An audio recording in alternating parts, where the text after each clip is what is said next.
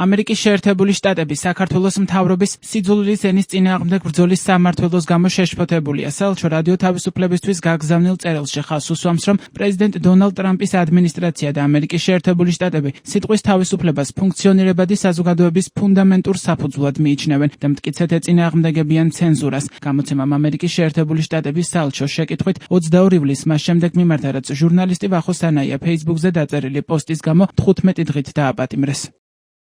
ტრამპის ადმინისტრაციამ მკაფიოდ განაცხადა, რომ შეერთებული შტატები სიტყვის თავისუფლებას მიიჩნევს ფუნქციონირებადი საზოგადოების ფუნდამენტურ საფუძვლად და ჩვენ მტკიცედ ვეწინააღმდეგებით ცენზურასა და იმ შემზღუდავ კანონებს, რომლებიც გამოიყენება არასასურველი შეხედულებების მქონე ადამიანების ხმის ჩასახშობად. როგორც ეს ქართველ პარტნიორებსაც გავუზიარეთ, სტაბილურობა მოითხოვს პოლიტიკურ ოპოზიციას, რომელიც სახელმწიფო ინსტიტუტებთან მოქალაქეების სახელით თანამშრომლობს. იმ მოქალაქეებისა, რომლებმაც მათ ხმა მისცეს. პოლიტიკური სტაბილურობა, რომელიც შეხედულებების ფართო წარმომადგენლობით არის უზრუნველყოფილი, წარმოადგენს იმ ფაქტორების ნაწილს, რაც საქართველოს ამერიკული ინვესტიციებისთვის, უსაფრთხოების სფეროში თანამშრომლობისთვის და გრძელვადიანი სტრატეგიული პარტნიორობისთვის სანდო პარტნიორად აქცევს. შეშფოთებულნი ვართ საქართველოს მთავრობის სიძულვილის ენის წინააღმდეგ ბრძოლის სამმართველოს გამო. სიცრუესა და მცდარ შეხედულებებზე საუკეთესო პასუხი მეტი სიტყვის თავისუფლებაა და არა იძულებით დამყარებული დუმილი.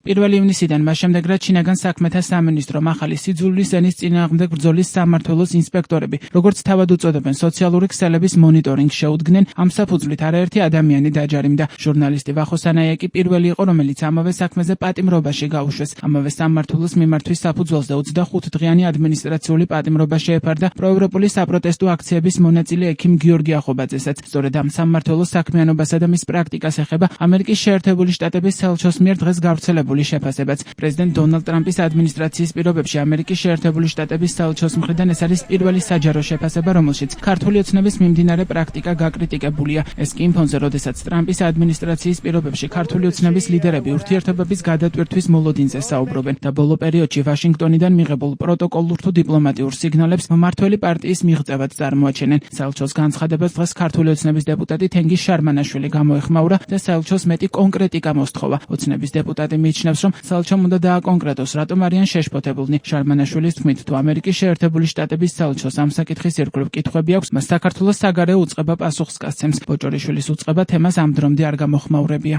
თქვენ ძალიან კარგად იცით, რომ ჩვენი ნოუ-ჰაუ არ არის სიძულვილის ენის წინააღმდეგ ბრძოლა. ევროპის ყველა ქვეყანაში უკვე ამას და გაცილებით უფრო რთული ფორმები და გაცილებით უფრო რადიკალური ფორმები თვითონ ჩვენთან არის. ამერიკის შეერთებული შტატების საელჩომ უნდა შეისწავლოს კარგად სასამართლოს გადაწყვეტილება და ის აღმოაჩენს, რომ იქ სიტყვისა და გამოხატვის თავისუფლებასთან კი არ ქონდა საქმე, არამედ ქონდა სიძულვილის ენის გამოყენებასთან საქმე. ასე რომ თუ ამერიკის შეერთებული შტატების საელჩო ამაში რაღაც ვერ გაერგვა, არასაკმარის ინფორმაცია ქონდა ამ მიმართულებით და ამის გამო გააკეთა ეს განცხადება, დარწმუნებული ვარ, საგარეო საქმეთა სამინისტრო ჩვენი განმარტავს ამ სასამართლო გადაწყვეტილების არსს და ჩვენი კანონმდებლობის არსს. ოპოზიციონერი პოლიტიკოსების შეფასებით ამერიკის შეერთებული შტატები არ ალაგებს ურთიერთობებს იმ რეჟიმებთან, რომლებიც ჟურნალისტებს აკავებენ გამოხატვის თავისუფლების გამო, საკუთარ მოქალაქეებზე ძალადობენ და ქვეყანას იზოლაციაში აქცევენ. მათი განცხადებით, თუ ქართული ოცნების დამფუძნებელი და საპატიო თავმჯდომარე ქცევას არ შეიცვლის და რეპრესიულ კანონმდებლობას არ გააუქმებს, პასუხისმგებლობის აღება მოუწევს. ივანიშვილმა უნდა შეწყვიტოს რეპრესიული კანონმდებლობის გამოყენება, გააუქმოს ეს კანონმდებლობა, გახსნას დემოკრატიული პროცესი, პოლიტიკური პროცესი, მათ შორის ოპოზიციისთვის და ამაზეა დამოკიდებული რა პოზიცია, რა ქმედებები იქნება მომავალში ამერიკის შეერთებული შტატების მხრიდან, ტრამპის ადმინისტრაციის მხრიდან.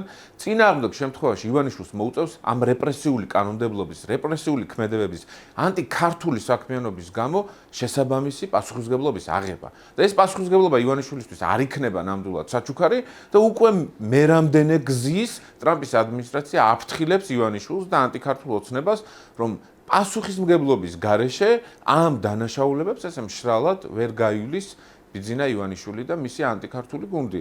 ამიტომაც ცხადია, რომ ეს გაფრთხილებები დიდხანს არ გაგრძელდება და ივანიშვილს მოუწევს თავისი ქცევის პატერნის შეცვლა. საელჩოს განცხადება მაშინ როდესაც ელჩი არ არის ახალი დანიშნული, რა თქმა უნდა, კიდევ ერთხელ აჩვენებს საკითხის სიმწვავეს, ისევე როგორც სახელმწიფო დეპარტამენტის პოზიცია შეერთებული შტატების და მაშინ როდესაც შეერთებულ შტატებს აქვს გრძელვადიანი ინტერესი სამხრეთ კავკასიაში და მათ შორის ქართულ ოცნებას აქვს გაცხადებული სურვილი, რომ აღადგინოს ამერიკასთან სტრატეგიული პარტნიორობა, ამ განცხადებით კიდევ ერთხელ ჩანს, თუ ვინ უთხრეს ამ სტრატეგიულ პარტნიორობას ძირს და ვინ უპირისპირდება შეერთებულ შტატების ინტერესებს მთლიანად რეგიონში მშვიდობის დამყარებასთან ერთად და ამ შემთხვევაში აქცენტი სიზულულის ენის რეგულირების ამ სხეულოსხლის დეპარტამენტზე, ისევე როგორც პოლიტიკური ოპოზიციის გაქრობის ზრახვაზე ქართული ოცნების მხრიდან კიდევ ერთხელ აჩვენებს იმას, რომ ეს არ უზრუნველყოფს შეერთებულ შტატების გრძელვადიანი ინტერესის უზრუნველყოფას საქართველოში და ამას უკავშირდება ეს განცხადებას და ვფიქრობ, ეს არის მორიგი გაფრთხილება ტრამპის ადმინისტრაციის მხრიდან. ამერიკის შეერთებულ შტატებსა და საქართველოს შორის სტრატეგიული პარტნიორობა 2024 წლის 30 ნოემბერს შეჩერდა. ორ სახელმწიფოს შორის ურთიერთობები განსაკუთრებით მას შემდეგ დაიძაბა, რაც მმართველმა პარტიამ დასავლური მოწოდებები უგულებელყო,